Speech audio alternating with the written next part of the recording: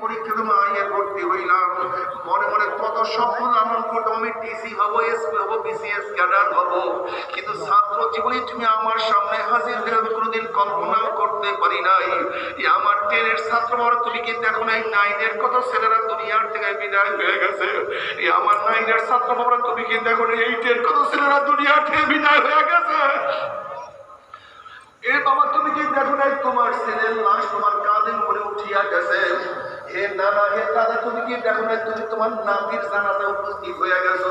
হে বড় ভাই, তুমি কি দেখো নাই তোমার ছোট ভাই দাফনের জন্য তুমি প্রস্তুতি গ্রহণ করছো?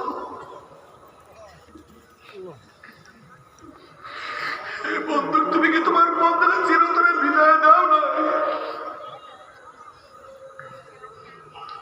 ভাই আজকাল নতুন বিবাহ করছে, স্ত্রীর সাথে মোলাকাত করার সুযোগ করিয়া দাও। ভাই আজরাইল সাবার মাহফিল গিয়া নিয়াত করছিলাম, নামাজ আর কাজা করবো না, রোজা ছাড়বো না, আর গুনার কাজের কাছেও যাবো না। এই তওবা করতে করতে তুমি আমার সামনে হাজির হয়ে গেছো। আমাকে একটু তওবা করার সুযোগ করিয়া দাও। কিন্তু মদিনাওয়ালার প্রেমে পড়িয়া মাথা টেকেও তুমি নামায় নাই।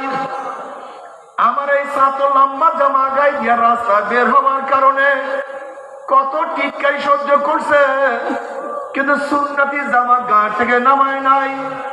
দেখ, আমি মহিলাকে কত সুন্দরী, কত আকর্ষণীয় চেহারা দান করছি।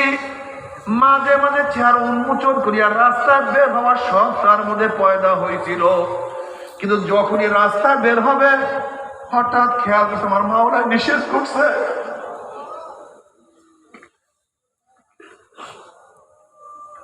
আমি বিপদ অবস্থায় রাস্তায় নামতে পারবো না।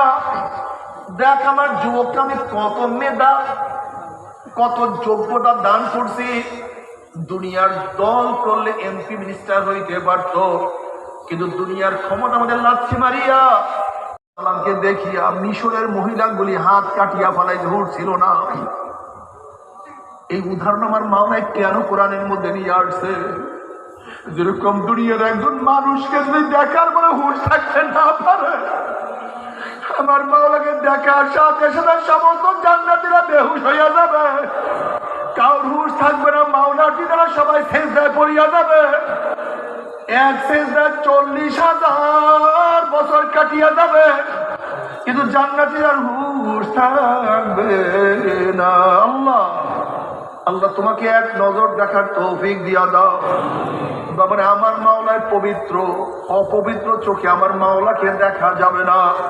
যদি আমার মাওলাকে দেখতে চাও, চক্ষুকে হেফাজত করো, চক্ষুকে পবিত্র রাখো।